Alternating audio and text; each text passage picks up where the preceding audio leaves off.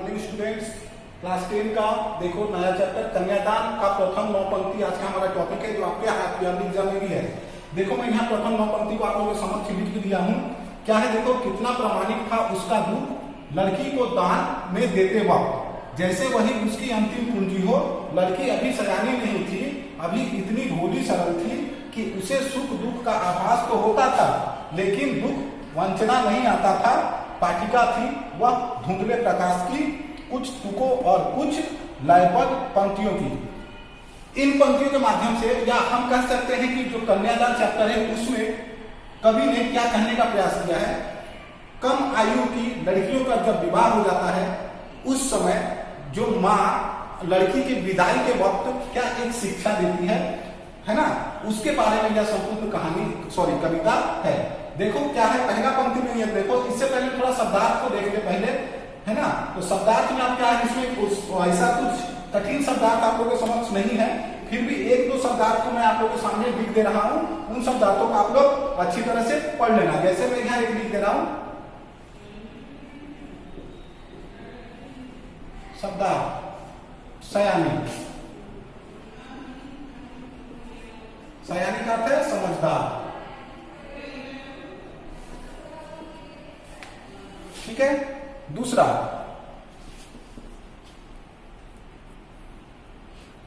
सुख आभास। आभास का अर्थ आप लोग जानते ही हो, सुख का आभास तो होता था। आभास मतलब अनुभव,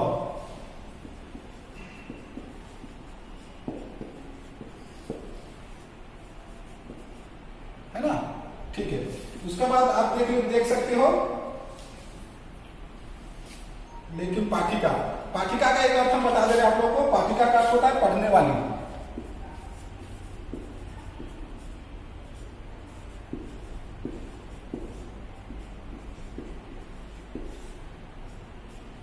और वंचना, वंचना का भी अर्थ मैं लिख दे रहा हूं,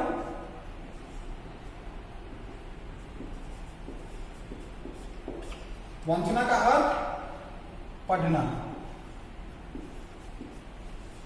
ठीक है। बस यही हमारा 4-5 शब्दार्थ है, इसके अलावा इसमें कुछ शब्दार्थ समझने के लिए हमारे पास नहीं है। अब देखो मैं इसमें क्या करता हूं, पहला 3 पंक्ति को मैं आप लोगों को समझा रहा हूं कि उसमें कवि क्या कहने का प्रयास कर रहे हैं, ठीक है। देखो क्या है, अपनी पुस्तक खोल के देखो, बोल रहे प्रस्तुत पद्यांश कवि ऋतुराज द्वारा रचित कन्यादान से अवतरित है। आप लोग इसको जब व्याख्या करोगे, व्याख्या के रूप में ये सारे चीज को आप लोग दोगे कि प्रस्तुत पद या प्रस्तुत पंक्ति जिसके जो भी कविता हो उसके कौन से कवि हैं और उसमें किस पाठ से रचित हुए लोग आप लोग लिखोगे। तो ये पंक्ति जो सारे हैं ये क्या है, ऋतुराज द्वारा रचित कन्यादान पाठ से या कविता से उद्धृत है। कविता में माँ अपनी बेटी को स्त्री के परंपरागत आदर्श रूप से हटकर शिक्षा दे रही है। यह कविता में क्या कर रही है, माँ अपनी बेटी को परंपरागत रूप से हटकर एक नई शिक्षा को दे रही है। परंपरागत ढंग क्या होता है या परंपरागत रूप क्या होता है, पहले का समय था, मतलब जब ये कविता लिखी गई थी, या अगर मैं साल की बात करें तो 1920, 25, 30, 35, 40 जो भी करो 70, आधुनिक युग को छोड़कर हम कह सकते हैं। उस समय क्या थी, एक स्त्री नहीं बोलोगे, छोटी बच्ची का विवाह हुआ। विवाह होने के बाद क्या हुआ, वे गए, कहाँ गई, ससुराल गई। जिस प्रकार उसकी सासू माँ के साथ हुआ था वही आचरण व्यवहार को क्या करती है, अपनी बहू के साथ भी करती है। मतलब यह परंपरागत ढंग से चला आता है। तो यहाँ पर माँ अपनी बेटी को वही शिक्षा दे रही है, परंपरागत ढंग से हटकर एक नई शिक्षा को दे रही है। क्या दे रही है, यहाँ भावुकता के साथ साथ माँ के संचित अनुभव की पीड़ा को भी अभिव्यक्त किया गया है। यहाँ पर भावुकता के साथ साथ जो माँ के अनुभव है उसको भी व्यक्त किया गया कि माँ भी एक कन्या थी, जब वह विवाह कर अब यहाँ पर आई, पति के साथ उनके घर आई, तब उसके साथ किस प्रकार का व्यवहार हुआ, किस प्रकार किया गया, इन सारी चीजों को बताया गया, ठीक है। तो वह उसका अनुभव है और उस अनुभव को ही वह उसको भी बता रही है कि मैं जिस प्रकार की आप आशा करते तुम उस प्रकार ना ही करो तो अच्छा, या नहीं करोगी। नहीं करोगी क्लियरली नहीं बोल सकते, डायरेक्ट मना नहीं कर सकती, क्योंकि उस समय पुरुष प्रधान समाज था, है ना, ठीक है।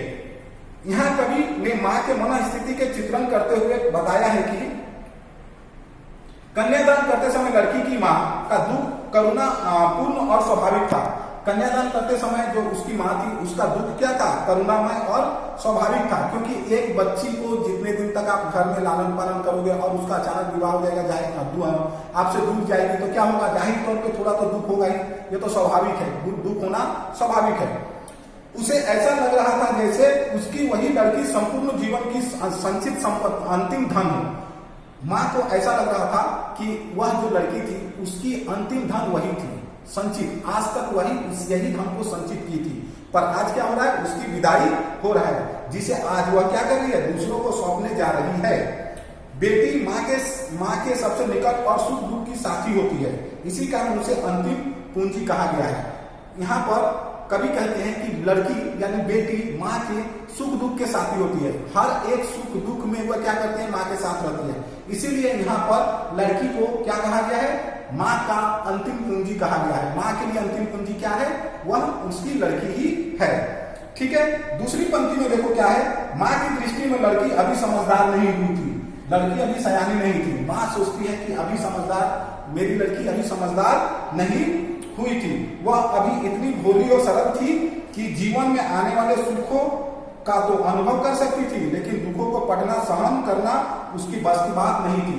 अर्थात यहाँ पर कभी कहते हैं कि माँ के द्वारा, कभी कहते हैं कि माँ सोचती है कि अभी हमारी जो बेटी थी वह क्या है, अभी समझदार नहीं हुई है, उतनी मतलब समाज में या कहोगे कठिन परिस्थितियों में किस प्रकार से निवारण पा सके, इन सारी चीजों की समझ उसके अंदर अभी नहीं थी, कि उसे सुख का आभास तो होता था। उस समय छोटी आयु में लड़कियां क्या करती थी, खुद सुखी जीवन को बहुत अच्छी तरह से व्यतीत करना जानती है, पर जैसे ही दुखी जीवन आता है या दुख सामने आता है तो क्या होता है, घबरा जाती है, नर्वस हो जाती है, ये सारी चीज हो जाता है। तो यहाँ पर वही बात को वे कह रही है, लेकिन दुख वंचना नहीं आता था, लेकिन दुख को पढ़ना, दुख को समझना, दुख को किस प्रकार हम दुख से किस प्रकार हट सके, ये सारी चीज उसके पास अभी नहीं थी। पाठिका थी वह धुंधले प्रकाश की। देखो यहाँ पर फिर कवि क्या कहते हैं, वह कम रोशनी में पढ़ने वाली पाठिका के समान थी, उसे सामाजिक और पारिवारिक जीवन का कोई विशेष ज्ञान न था। वह क्या थी, कम रोशनी में पढ़ने वाली पाठिका थी, है ना, उसे सामाजिक और पारिवारिक जीवन का कोई विशेष ज्ञान ना था। मतलब सामाजिक और पारिवारिक जीवन कहने का, जैसे ही आप विवाह होकर वो कहीं जाएगी अपने ससुराल, तो वहां क्या होगा, उसके पारिवारिक जीवन में बन जाएगी, पारिवारिक जीवन के साथ उसको रहना पड़ेगा, उसको हर एक चीज को करना पड़ेगा, इसके लिए उसके सुख को कुर्बान करना पड़ेगा, उसको करना ही पड़ेगा, है ना। इन सारी चीजों का उसे आभास तक ना था, पर फिर भी क्या हुआ, उसके दान किया गया, उस कन्या का दान किया गया था, उसका विवाह किया गया। उसे थोड़ा बहुत स्त्री के परंपरागत जीवन और बंधी बंधाई परिपाटी का ज्ञान था। उसे क्या था, थोड़ा बहुत स्त्री के परंपरागत जीवन और बंधी बंधाई परिपाटी का थोड़ा सा ज्ञान था। अब देखो जहां तक भाव सौंदर्य, शिल्प सौंदर्य ये सब की बात करते, क्योंकि हम इसे व्याख्या के तौर पर समझा रहे हैं, तो उन सारी चीजों को बताना अत्यंत आवश्यक है। यहाँ तो भाव सौंदर्य की बात कर लेते हैं। तो यहाँ कवि ने बताया है कि स्त्री के संपूर्ण जीवन परंपरागत आदर्शों और बंधनों से में जकड़ा हुआ रहता है। यहाँ पर कवि ने बताया है कि स्त्री का संपूर्ण जीवन परंपरागत और आदर्शों में जकड़ा हुआ रहता है। जब वो बाल्यावस्था में रहती है तब क्या होता है, मम्मी पापा के द्वारा एक सीमा में बंधी हुई रहती है। जब क्या होता है, ससुराल जाती है तो पति ससुर सास के द्वारा एक सीमा में बंधी हुई रहती है। मतलब फिर उसके बाद जब आगे की ओर जितनी जाएगा उसके ऊपर, अर्थात कहने का मतलब उसके बचपन से ही उसे कर्तव्य का पालन करना पड़ता है, एक नारी को, एक स्त्री को या एक बालक को। ठीक है, अब देखो यहाँ पर शिल्प सौंदर्य की बात कर रहे हैं, तो यहाँ भारतीय नारी के सीधे सरल एवं भोलेपन को दिखाया गया है ना। सीधा सरल भारतीय नारी कैसी होती है, सीधे सरल और भोला होती है।